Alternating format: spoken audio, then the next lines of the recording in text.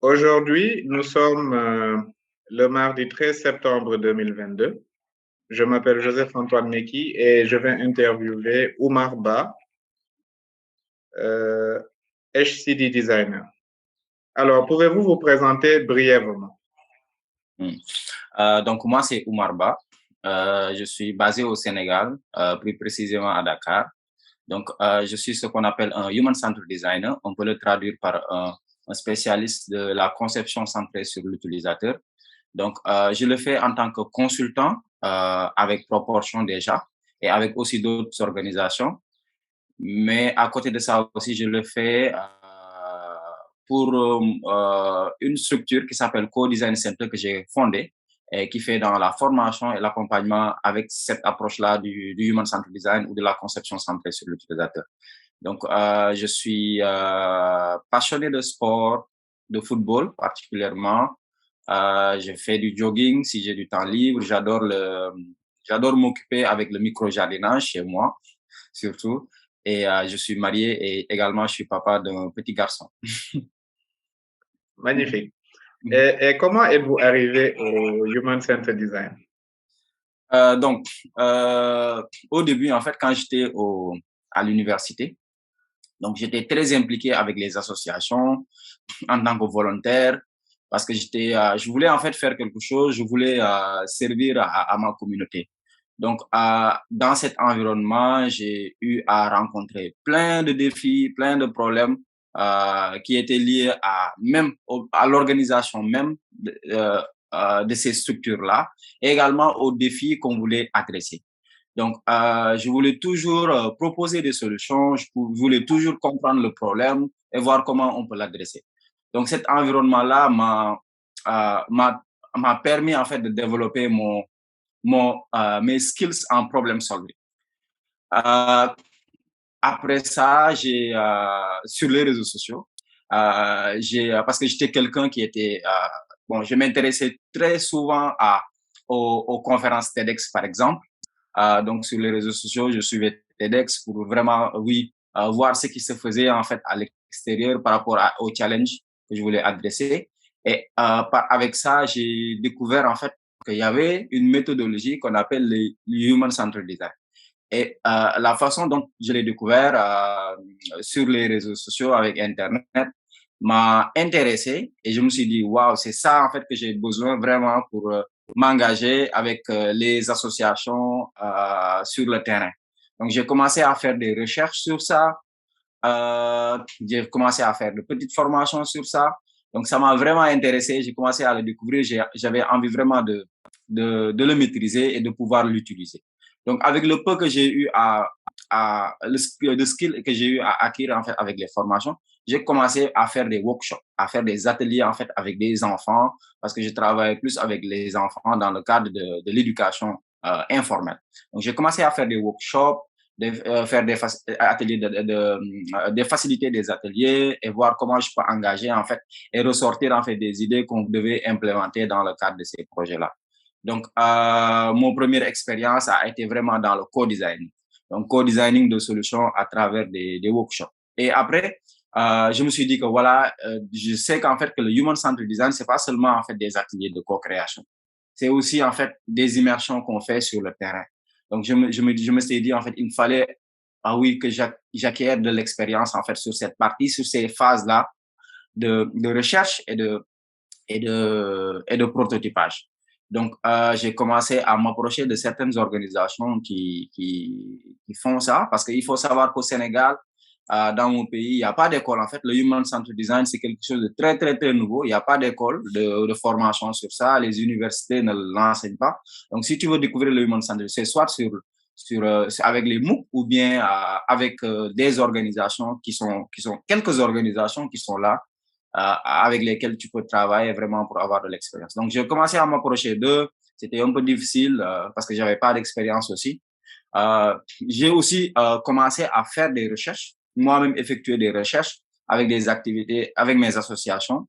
Donc, avec toujours cette méthodologie-là. Donc, avec ça, j'ai pu acquérir quelques expériences sur les autres phases en fait du Human Centered Design, qui m'a aussi conduit à travailler avec des organisations qui m'ont permis vraiment de encore plus découvrir le Human Centered Design, de me renforcer. Donc, c'est comme ça que j'ai vraiment découvert le Human Centered Design. C'est pas avec des formations formelles dans les écoles de formation, mais c'est vraiment avec la pratique sur le terrain que j'ai pu découvrir le Human Centered Design. Et aujourd'hui, je travaille carrément en tant que Human Centered Designer. C'est un métier qui me passionne parce que vraiment, ça me donne la possibilité de m'engager avec les vrais utilisateurs, de comprendre leurs problèmes et de les accompagner à les adresser et trouver des solutions, ce qui est vraiment passionnant. Je disais que c'est vraiment très inspirant. Qu'est-ce que tu aimes le plus dans le Human Centered Design? Donc, ce qu'il faut savoir pour ceux qui ne connaissent pas encore le Human Centered Design, donc comme je l'ai un peu traduit en français, conception centrée sur l'utilisateur, c'est qu'en fait, c'est une méthodologie pour adresser, pour développer, pour concevoir des solutions partant d'un problème, avec un process, bien sûr. Donc, le process, ça part de la recherche. Après la recherche, la co-création de prototypes. Après la co-création de prototypes, le testing, en fait, de ces prototypes-là. Et après ça, également, oui, formuler les apprentissages. Maintenant, la phase qui me plaît le plus, c'est vraiment la recherche. Donc, avec la recherche, j'ai vraiment la possibilité d'interagir avec les users et de vraiment comprendre leur perspective, comment eux, ils voient le monde, en fait, par rapport à un problème identifié. Parce qu'au début du projet, on a bien sûr notre compréhension par rapport au problème, mais quand on se rend sur le terrain, ça donne la possibilité, l'opportunité vraiment de comprendre l'autre angle, en fait, du problème, ce qui rend la chose beaucoup plus intéressante. Donc, la recherche, vraiment, ça me permet de découvrir, en fait. Bien sûr, je peux avoir une compréhension du problème, mais en allant sur le terrain, je vais découvrir autre chose. Je vais apprendre des utilisateurs, je vais découvrir des insights. Et ça, c'est vraiment excitant. Donc, une recherche, pour moi, c'est vraiment l'occasion de voir le monde autrement, en fait, avec l'œil des utilisateurs. Donc, c'est pour ça que la phase de recherche, c'est la phase qui me plaît le plus, en fait. Excellent, excellent. Tu as brossé tout à l'heure les difficultés que tu as eu à rencontrer, notamment à tes débuts dans le domaine du Human Centered Design. Mais concrètement, quel a été l'un des plus grands obstacles pour toi en devenant un professionnel HCD? Donc, comme je l'ai dit, en fait, c'est vraiment, oui, avoir accès aux ressources. C'était ça, en fait, parce que je comprenais, en fait, plein de choses, mais je voulais avoir accès aux ressources afin de me renforcer. Parce que des fois, en fait, tu peux comprendre le premier niveau et après, pour se développer, il faudra, oui, continuer à apprendre pour pouvoir se renforcer. Maintenant, après que j'ai découvert le Human Centered Design et que j'ai développé une passion pour ça, je voulais vraiment avoir accès à des ressources pour, oui, découvrir des outils, découvrir d'autres façons de faire, découvrir même des projets, en fait, des projets, des case studies qui vont me permettre, en fait, qui vont me permettre de m'inspirer dessus et de pouvoir, oui, adapter, en fait, une méthodologie pour pouvoir, oui, travailler avec des utilisateurs sur une problématique bien définie. Donc, c'était vraiment, oui, avoir accès aux ressources parce que c'était très difficile parce que j'avais pas d'école de formation ici. Il me fallait payer, en fait, des MOOC qui étaient très chers pour moi à cette époque-là. Donc, c'était vraiment les ressources. Et bien sûr, sur Internet, on peut avoir accès à des ressources, mais pour vraiment avoir accès à des ressources de qualité, il faudra, oui, être des fois inscrit ou bien avoir même un mentor, en fait. Avoir quelqu'un qui s'y connaît vraiment, rencontrer quelqu'un qui s'y connaît vraiment en Human Centered Design, qui peut te guider, en fait, qui peut te donner des orientations. Et ça, c'était vraiment difficile parce que déjà, on ne connaissait pas de Human Centered, de designer à faire local. Une communauté avec lesquelles je puisse échanger, partager des tips. Donc, c'était les ressources, oui, et par ressources, j'entends par, oui, ressources, des informations, des outils, mais plus important aussi, une personne, un mentor, en fait, qui s'y connaît et qui peut vraiment t'aider, t'orienter sur ça. Donc, c'était ça, en fait. Et c'est pourquoi aujourd'hui, moi, mon objectif, ma mission, c'est vraiment de, je sais pas, de créer une communauté de designers au Sénégal. Parce que je trouve que oui, peut-être qu'il y a d'autres personnes qui se trouvent à ma place et qui veulent aussi apprendre le design, mais qui savent pas en fait comment y prendre. Donc c'est pourquoi je voulais vraiment partager. C'est pourquoi en fait, souvent je partage des projets, je partage ce que j'ai appris de mes projets sur les réseaux sociaux, afin peut-être d'inspirer d'autres personnes et de me connecter aussi à d'autres personnes qui sont intéressées par cette méthodologie-là, pour qu'on ait en fait une communauté de designers au Sénégal. Excellent, excellent. D'ailleurs, tu as un peu anticipé la seconde question qui était liée à celle-ci, c'était comment tu as pu surmonter ces obstacles. Donc, j'ai compris que tu as en partie dû prendre toi-même personnellement en charge des frais de formation. Et il a fallu aussi que tu trouves des interlocuteurs déjà expérimentés dans le domaine qui pouvaient t'aiguillonner. Donc, j'en déduis que tu as quand même pu trouver ces mentors pour t'accompagner, ainsi que d'autres solutions. Pourrais-tu citer d'autres supports, solutions que tu as pu trouver justement pour surmonter cet obstacle rapidement? Donc, tu veux dire par là des plateformes de formation ou bien des outils que j'ai déjà utilisés? Plutôt, comment tu as surmonté ces différents obstacles? Notamment, par exemple, pour l'accès aux ressources, il a fallu que tu y mettes de tes propres deniers. Cette communauté qui t'a manqué, est-ce qu'il y a eu des rencontres qui ont fait une différence dans ce domaine? Ce genre de choses. Voilà. Je dois dire que j'ai eu de la chance parce que j'ai rencontré, en fait, peut-être c'était par hasard, mais j'ai rencontré une personne, je vais dire même deux personnes qui sont au Sénégal, qui sont des designers, et je peux même dire que c'est les premiers designers du Sénégal. Donc, et il faut que je vous dise qu'en fait, quand j'ai découvert le Human Centered Design, j'avais vraiment envie de partager là-dessus. Donc, j'avais créé un blog.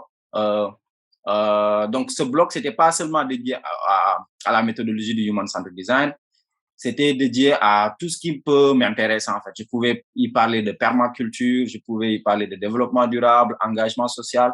Donc, avec ce blog-là, lorsque j'ai rencontré quelqu'un qui s'y connaît un peu en Human Centered Design et en Design Thinking, j'ai commencé à l'approcher pour faire des articles sur cette personne-là.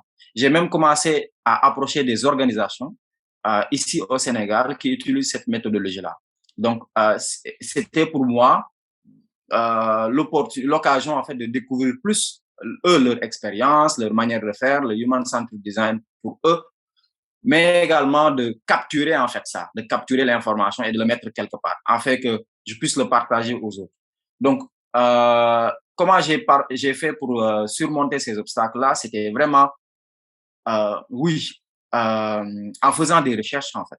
Et par chance, j'ai tombé sur des organisations, j'ai tombé sur des personnes que j'ai rencontrées. Je suis directement allé les voir, discuter avec eux, écrire des articles de blog, faire des vidéos avec eux. Et ça m'a permis en fait d'apprendre, d'apprendre. Super, super, merci beaucoup. Et de quoi aujourd'hui es-tu le plus fier dans ton travail en tant que professionnel du design centré sur l'humain? Euh, pour moi, aujourd'hui, je peux vous partager un projet. Je ne sais pas si tu es toujours là, Joseph. Oui, je Ah suis oui, là. d'accord. Donc, je disais en fait que oui, je vais partager un projet que j'ai fait avec Proportion. Je suis vraiment fier de ce projet-là, des résultats qu'on a fait avec ce projet-là. Donc, c'était un projet avec, avec un client qui s'appelle Nesta. Donc, avec ce projet-là, l'idée, c'était d'accompagner en fait des structures, des organisations, des entrepreneurs qui travaillent dans le domaine de la gestion des déchets, plus particulièrement de la gestion des déchets plastiques. Donc, l'idée, c'était de les accompagner avec la méthodologie du Human Centered Design pour qu'ils puissent trouver des solutions en fait qui peuvent adresser en fait la question de la gestion des déchets plastiques dans leur communauté. Donc, avec une organisation dans ce projet-là que j'ai accompagné qui s'appelle Green Industry Plast. Donc, avec eux, on a travaillé en fait sur l'autre process pour vraiment voir comment on peut améliorer déjà le process et également équiper leurs collaborateurs pour qu'ils puissent faire le terrain, la collecte déjà, la gestion des déchets sur le terrain. Et l'un des prototypes qu'on a développé, c'était le Triplast. Donc, c'est un prototype qu'on a développé avec eux qui est un, je vais vous expliquer. En fait, c'est un vélo derrière lequel il y a en fait un box, une caisse dans laquelle en fait on peut mettre les déchets plastiques. Parce que l'un des problèmes avec leur équipe, c'était c'était l'équipement. En fait, ils n'avaient pas d'équipement pour vraiment faire la collecte sur le terrain. Ils devaient marcher des kilomètres pour se rendre dans la communauté, collecter les déchets. Donc, du coup, on a développé un vélo avec un chariot derrière qui va permettre à cette équipe-là d'aller collecter les déchets plastiques dans la communauté. Et c'était tellement simple comme solution, mais ça a vraiment résolu un problème. Et ça, j'étais tellement fier de ce résultat-là. Donc, parce qu'aujourd'hui, cette organisation a commencé à utiliser cet outil-là, le Triplast, et également, ça donne aujourd'hui ces résultats parce que les équipes, leurs collaborateurs sont aujourd'hui très engagés, très fiers en fait de l'outil qu'on a développé pour eux. Donc, ça leur facilite le travail sur le terrain. Donc, j'en suis fier parce que c'est simple, c'est très simple. Donc, eux, ils peuvent le faire. Donc, et ça résout le problème en fait. Et on a aussi développé d'autres solutions comme des formations et comme également des causeries pour vraiment encourager leur équipe parce qu'il y avait ces défis-là. On a développé ici des équipements comme des tenues, toujours dans le sens d'encourager et d'équiper en fait leurs collaborateurs sur le terrain qui sont engagés dans la collecte des déchets. Donc, pour dire que oui, quand on parle d'innovation, c'est parfois des choses très simples en fait. C'est pas toujours un iPhone. Tout à fait, tout à fait. En tout cas, je sens la passion et tu nous as déjà parlé de cette passion que tu as sur la recherche même au début. Est-ce qu'il y a d'autres éléments qui te passionnent? Ça peut ne pas être directement lié au HCD. Tu nous as parlé aussi du sport, de tes hobbies, mais les moteurs en fait de ton quotidien. Qu'est-ce qui te passionne en dehors de tout cela que tu pourrais encore partager avec nous? Le jardinage. J'adore le jardinage, la permaculture. J'adore ça, en fait. Et aujourd'hui, je peux même dire que j'étais Human Centered Design avant même de le découvrir avec la permaculture. Parce que la permaculture, en fait, c'est plus du design, en fait. Avant de dire jardinage, parce que beaucoup vont dire que oui, permaculture, c'est jardinage. C'est pas seulement jardinage, en fait. C'est vraiment du design, en fait, derrière. Il faudrait, oui, concevoir quelque chose qui puisse s'adapter à l'environnement, mais également s'adapter avec les humains, en fait, avec les hommes, en fait. Comment on peut concevoir un système qui puisse vraiment, oui, s'adapter, s'aligner au contexte environnemental et également s'aligner au contexte social, à la disponibilité des gens et tout. Donc, je faisais même du Human Centered Design avant même de le découvrir avec la permaculture. Donc, je suis très passionné de la permaculture. Donc, aujourd'hui, j'ai pas de jardin. Malheureusement, j'ai pas de ferme. Mais je compte avoir une ferme où je vais vraiment exprimer cette passion-là. Mais actuellement, sur ma terrasse, j'ai un petit potager où je cultive des plantes, comment ça s'appelle? Des herbes en fait, des herbes aromatiques et quelques légumes aussi. Des arbres que je cultive ici pour que je puisse les donner à des écoles ou même à mon quartier. Parce que aussi, je suis intéressé par les problèmes environnementaux. Parce que je trouve qu'aujourd'hui, on doit vraiment s'engager pour ça, parce que c'est un problème qu'on doit adresser pour le futur de cette planète, pour nos enfants qui vont vivre ici, parce qu'on doit vraiment leur léguer en fait quelque chose de vivable. Donc, c'est pour ça que je suis très engagé. Donc, je suis vraiment passionné de jardinage. J'adore faire ça. Quand je fais ça, je suis très bien. Donc, ça me permet de décompresser. Ça me permet également de me connecter à la nature. D'accord, c'est super. C'est vraiment super. Alors, comment te projettes-tu par rapport aux années à venir? As-tu un grand rêve ou un projet en particulier qui te tient à cœur et sur lequel tu es focus? Donc aujourd'hui, j'ai deux projets. Le premier projet, je vous ai un peu parlé de ça, c'est en fait le centre que j'ai mis en place qui s'appelle Co-Design Center, donc qui est plus en fait, oui, sur la formation. Et on propose aussi des services d'accompagnement, mais on les propose aux small business. Donc aujourd'hui, je veux vraiment développer ça, mettre en place. La structure existe déjà, on a déjà commencé à délivrer des formations et tout, mais je voudrais que ça se développe encore plus. Pourquoi? Parce que oui, comme je vous ai dit, en fait, je veux vraiment partager cette passion-là que j'ai pour le Human Centered Design. Et je sais qu'aujourd'hui, ça peut aider, en fait, ça peut aider des personnes à peut-être trouver un job ou bien à l'utiliser, en fait, parce que tout le monde a aujourd'hui, dans le milieu professionnel, soit en tant qu'entrepreneur ou en tant qu'intrapreneur, on rencontre toujours, en fait, des problèmes. On rencontre toujours des difficultés, des challenges.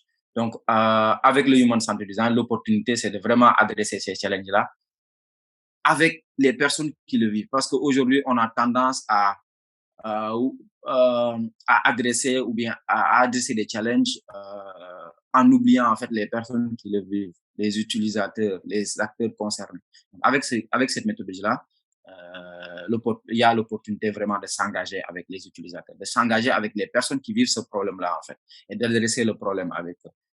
Donc c'est pourquoi aujourd'hui j'ai créé ça et je veux vraiment partager en fait l'approche à travers Co-Design Center, cette approche-là avec les jeunes, les étudiants, avec les professionnels, avec les small business. Donc j'y travaille. Donc c'est vraiment mon projet actuellement. Je veux vraiment que oui, Co-Design Center soit vraiment l'école en fait du Human Centered Design en Afrique de l'Ouest.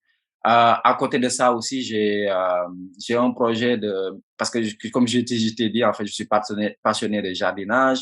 Donc, j'ai un projet, je voudrais, oui, créer une ferme ici au Sénégal, une ferme où on va vraiment pratiquer, en fait, la permaculture, montrer que vraiment que ça marche pour que, oui, ça puisse être un modèle pour les agriculteurs ici au Sénégal. Donc, c'est ça mes deux projets sur lesquels je travaille et ces projets-là me passionnent vraiment. Magnifique, magnifique. Beaucoup de succès, en tout cas, par rapport à ces projets. Alors maintenant, on va aller sur la base des inspirations. Aujourd'hui, qu'est-ce qui t'inspire professionnellement? Est-ce que ce sont des amis ou des membres de la famille, des membres de ta localité, peut-être des personnalités célèbres, ou même des influenceurs que tu recommanderais aux autres designers de suivre? Livres, articles, c'est à toi de voir ce que tu veux nous partager. Donc, par rapport à un contenu, c'est une vidéo en fait TEDx, mais ce n'est pas en rapport avec le Human Centered Design, mais peut-être on peut trouver des liens. C'est en rapport avec la permaculture. Donc, c'est avec cette vidéo-là que j'ai découvert en fait la permaculture. Donc, c'est un TEDx en fait d'une personne, d'un professeur dans une université de Massachusetts, donc il s'appelle Ryan Hobbs. J'ai oublié en fait le titre de la vidéo, mais je pense que les personnes qui veulent chercher cette vidéo-là peuvent taper sur YouTube Ryan Hobbs et permaculture. Peut-être qu'ils vont le retrouver. Mais c'est une vidéo qui parle de permaculture et également comment cette personne-là a implémenté en fait le modèle de la permaculture dans son université. Donc c'est une vidéo très inspirante et également ça te donne également des tips, des techniques pour commencer à faire de la permaculture, des tips très simples en fait pour commencer à faire de la permaculture. Et encore une fois, la permaculture c'est pas seulement le jardinage en fait, c'est au-delà de ça, c'est vraiment comment faire pour engager en fait, pour engager une communauté en fait, pour engager une communauté, pour être solidaire avec cette communauté-là, également pour être solidaire avec les animaux, pour être solidaire avec la terre en fait. Donc cette vidéo-là en fait montre les différents principes de la permaculture et également comment on peut techniquement commencer en fait son jardin permaculture. Donc c'est une vidéo qui m'inspire. Pour les personnes qui m'ont inspiré, donc il y a mon père déjà. Donc mon père, c'est quelqu'un aussi qui m'a beaucoup inspiré parce que lui, il était très intéressé par, en fait, il voulait toujours savoir, en fait, il était très intéressé par la connaissance, donc la recherche de la connaissance. Donc dès que je trouve quelque chose et que je m'intéresse à ça, au lieu de me si je pose une question, je lui pose une question par rapport à ça, il va bien sûr me donner des réponses, mais j'ai toujours remarqué, il me donne des orientations, en fait. Il me pousse à aller creuser encore. Donc, et ça m'aide aujourd'hui, même dans le cadre de mon travail. Donc, toujours ne pas se suffire, toujours aller, oui, parce qu'il y a toujours des choses à découvrir. Donc, il n'y a pas, dans la vie, en fait, il n'y a que des questions. Donc, les questions sont plus intéressantes que les réponses. Et les orientations également sont plus intéressantes que les réponses. Et mon père, donc, il avait l'habitude toujours de donner, de te challenger, en fait, sur ce que tu sais, de te donner des orientations pour que tu puisses aller beaucoup plus chercher sur ça et te donner des questions, en fait, qui vont t'orienter. Donc, j'ai bien aimé ça, en fait, et aujourd'hui, ça m'aide même dans mon travail. Donc, mon père, c'est quelqu'un qui m'a inspiré parce qu'il était très, très open mind, en fait. C'est super. C'est super. Merci pour ce partage. Tu nous as déjà partagé une étude de cas d'ailleurs, qui était très intéressante. C'était l'autre point. Est-ce qu'il y aurait peut-être une autre étude de cas que tu pourrais nous partager? Ou sinon, par rapport à ce que tu nous avais expliqué, cette magnifique expérience que tu as eue avec notamment Proportion, les outils notamment que tu as pu utiliser, s'il y avait un outil HTTP spécifique que tu as utilisé dans ce projet-là, et nous l'expliciter un peu. D'accord. Donc, par rapport aux outils que j'ai utilisés dans ce projet-là, donc, je vais aussi vous partager mon point de vue avec les outils. Moi, bien sûr, quand on parle de design, ils vont d'abord penser aux outils. Oui, les outils, c'est très important. Mais au-delà des outils, il y a aussi l'état d'esprit. Pour moi, le plus important, en fait, avec la méthodologie, c'est vraiment l'état d'esprit, d'empathie, de collaboration avec les users, d'open mind, donc qui sont qui sont très importants, en fait. Donc, les outils que j'ai utilisés dans le cadre de ce projet-là, donc il y avait un outil qui était très simple, parce que aussi il faut savoir que dans le cadre de ce projet-là, j'étais pas la personne en fait qui devait faire la recherche directement sur le terrain. J'étais pas la personne qui devait tester par exemple les prototypes qu'on avait développés, parce que j'étais l'organisation que je devais accompagner. Eux, ils étaient au Togo. Moi, j'étais au Sénégal, donc on le faisait en ligne. Et du coup, l'idée, c'était de les accompagner à appliquer le process du Human Centered Design sur leur projet. Donc, de les donner les outils, de leur expliquer comment ça marche. Donc, du coup, avec ce challenge-là, je trouve que oui, peut-être que c'est un challenge. Avec ce contexte-là, en tout cas, donc, il fallait vraiment simplifier le process parce que eux, c'était pas des designers. Donc, il fallait vraiment simplifier le process pour que eux, ils puissent aller sur le terrain et faire le travail, en fait, qu'il fallait faire. Donc, du coup, on a décidé d'utiliser des outils très simples qu'ils peuvent utiliser. Et parmi ces outils, il y avait un outil qu'on appelait, en fait, les cartes, en fait. Donc, c'est des cartes, c'est deux groupes de cartes, en fait. Il y a les cartes des avantages et les cartes des inconvénients. Donc, dans ces cartes-là, il fallait mettre, en fait, les avantages, en fait, du produit que la solution offrait, et à côté, également, mettre les inconvénients ou bien les barrières qui peuvent jaillir, en fait, de cette solution-là qu'on a proposée. Et l'idée, c'était d'utiliser ces cartes-là et d'aller sur le terrain pour le montrer à l'utilisateur, pour que l'utilisateur classe, en fait, selon ce qui est important pour lui. Si, par exemple, c'est le prix qui est plus important pour lui par rapport aux avantages, il va mettre le prix en haut. Si, par exemple, c'est le fait que oui, c'est un produit biodégradable, il va mettre biodégradable en haut. Si c'est, par exemple, c'est le fait que oui, c'est robuste, c'est solide, il va mettre robuste et solide en haut. Pour les inconvénients également, il va procéder de la même sorte.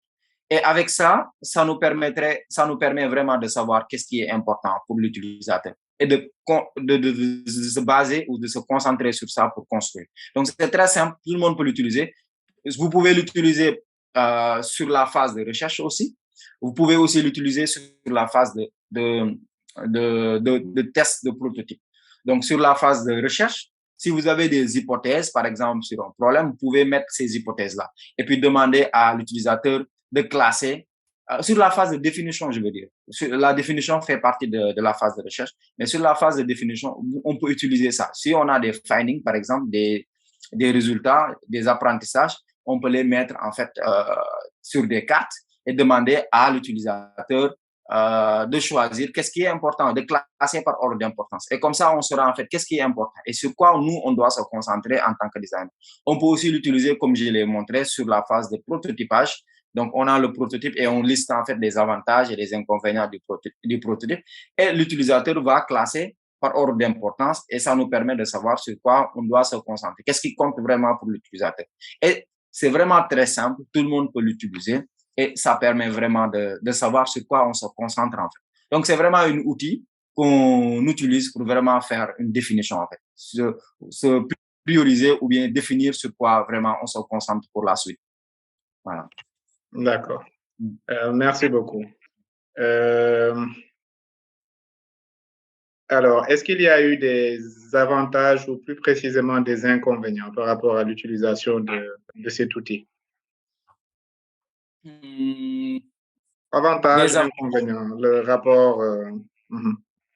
Des avantages, oui, parce que, bon, l'un des inconvénients par rapport à ce projet-là, c'était qu'il fallait, oui, les outiller, les aider à aller sur le terrain, faire le travail, parce que eux, c'était pas des designers, en fait. Donc, il fallait vraiment simplifier. Donc, partant de cet inconvénient-là, l'outil des cartes, ça a été très facile de les utiliser, en fait, sur le terrain. Donc, pour les inconvénients, je pense que peut-être que ça peut être en tout cas, j'ai pas vu d'inconvénients par rapport à cet outil-là. J'ai pas vraiment remarqué d'inconvénients par rapport à cet outil-là. Peut-être l'inconvénient, c'était sur ce projet-là, c'était donc comme vous pouvez le savoir, en fait, pour faire une recherche, il faut aussi avoir un questionnaire. Donc, développer un questionnaire. Donc, dans le cadre de cet accompagnement-là, on a aussi développé un questionnaire qui était, oui, parmi les outils qu'on devait utiliser sur le terrain pour la phase de recherche. Donc, maintenant, on a développé le questionnaire. Maintenant, sur le terrain, après la recherche, je me suis rendu compte que eux, ils ont utilisé le questionnaire de façon mécanique, en fait. Parce que ce qu'il faut savoir, en fait, le questionnaire, c'est juste une référence, en fait. C'est-à-dire, si on développe un questionnaire, ça doit pas vraiment être, par exemple, tu poses une question, l'utilisateur répond, tu passes à une autre question. Ça doit être une discussion naturelle. Et les questions, c'est juste des références, en fait. Tu commences par une question, également, si l'utilisateur répond, tu peux réagir sur sa réponse, creuser. Tu peux même ne pas utiliser les questions qui sont sur le questionnaire. Si la discussion devient intéressante par rapport à un point, tu peux même continuer à creuser. Et du coup, avec le questionnaire, j'ai remarqué que eux, ils sont limités juste à avoir des réponses aux questions qu'on a posées sur le questionnaire. Et ce qui fait que, voilà, peut-être qu'ils n'ont pas vraiment engagé une discussion naturelle avec l'utilisateur. Parce que oui, la recherche, les outils, comme j'ai dit, c'est important, mais ça doit pas vraiment, oui, guider en fait comment ça doit se faire. L'human centered design, c'est plus en fait, la relation humaine en fait qu'on doit développer. Parce qu'il y a des choses qui doivent se comprendre à travers l'observation. Il y a des choses oui, parce que si tu utilises seulement les questions, tu peux avoir les réponses à tes questions. Mais il y a des choses beaucoup plus intéressantes que tu peux découvrir en discutant, en engageant une discussion naturelle. Peut-être l'utilisateur va te mener vers quelque chose que tu n'avais même pas prévu et ça devient beaucoup plus intéressant. Donc, l'inconvénient, c'est plus par rapport à cet outil-là, au questionnaire qu'on a utilisé, mais c'est parce que aussi ils étaient pas des designers. D'accord. Vraiment très, très, très instructif. Est-ce que ce sera possible de m'envoyer plus tard des diapositives sur cet outil? Oui, bien sûr. Je peux vous envoyer des diapositives sur cet outil-là. Je partagerai avec toi dès la fin de la session. D'accord, c'est super. Et donc, pour revenir à cette étude de cas dont on a parlé, est-ce que tu aurais des conseils à partager concernant justement les points forts, les bons points, ce qui s'est bien passé, ce qui ne s'est pas bien passé, et ce que peut-être tu ferais différemment la prochaine fois? Donc, les conseils pratiques qu'on peut en tirer pour les autres designers. D'accord. Donc, on va commencer par ce qui s'est bien passé. Donc, ce qui s'est bien passé, c'est toutes ces organisations-là qu'on a coachées, c'était vraiment des organisations super engagées, en fait, super engagées pour pour la cause environnementale.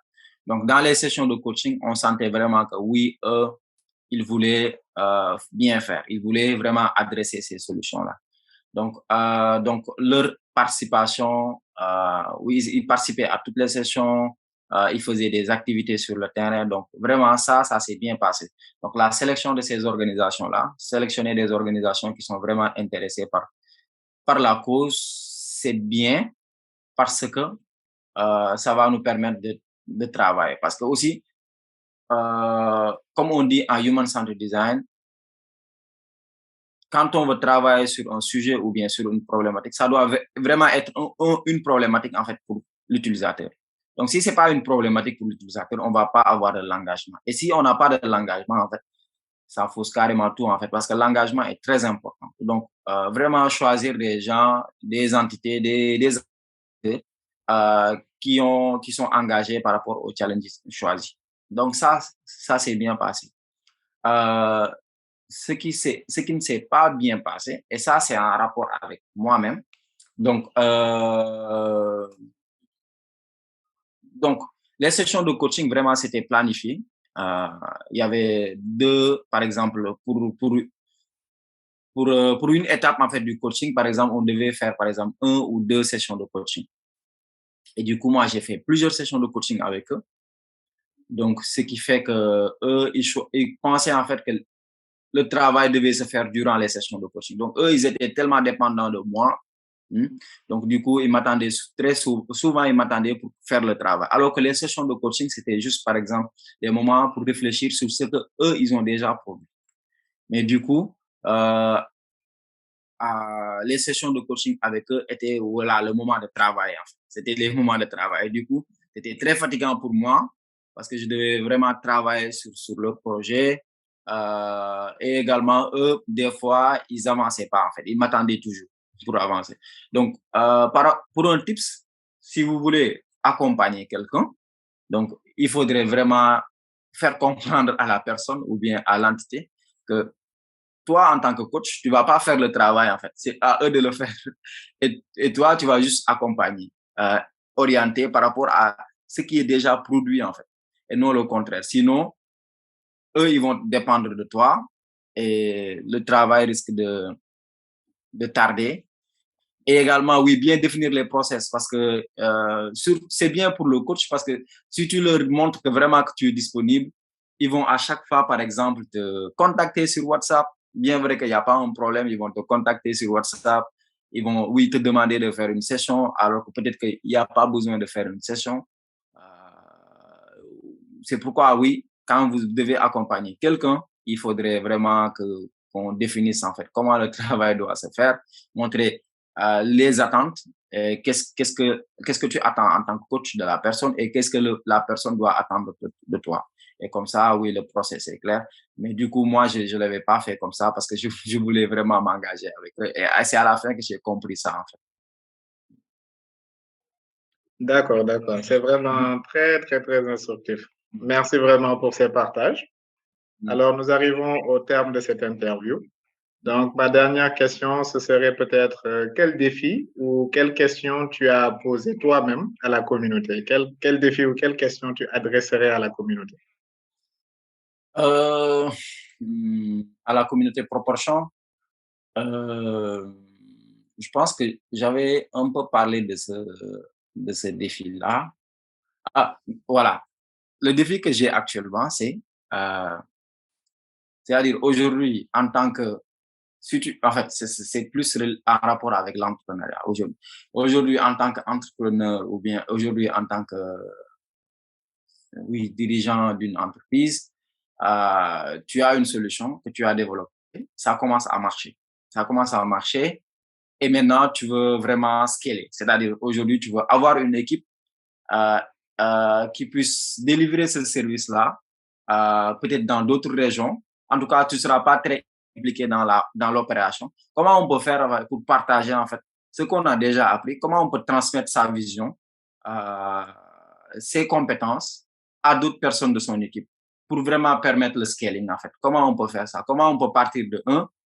Comment on peut faire en fait le deuxième pas en fait pour avancer en tant que en tant qu'entreprise, en fait. Parce que moi, j'ai commencé quelque chose aujourd'hui et j'aimerais bien avancer. Maintenant, là, le problème que j'ai, c'est comment je partage, en fait, comment je transmets, en fait, l'information et même la vision que j'ai des choses à mes collaborateurs pour qu'ils puissent, oui, effectuer le travail et également permettre à la structure de se développer. C'est la question que j'ai pour la communauté. D'accord, c'est vraiment super. En tout cas, une question très intéressante à discuter et j'espère que des réponses pertinentes te seront apportées. Voilà. Donc, nous sommes maintenant arrivés à la fin de l'interview. Merci beaucoup pour cette histoire passionnante que tu as voulu partager avec nous, ainsi que tes idées. Encore merci, un très grand merci. Et c'est la fin de l'enregistrement. Merci et c'était un plaisir pour moi aussi. Merci beaucoup. Merci Joseph. Au revoir. Merci, Omar. Au revoir.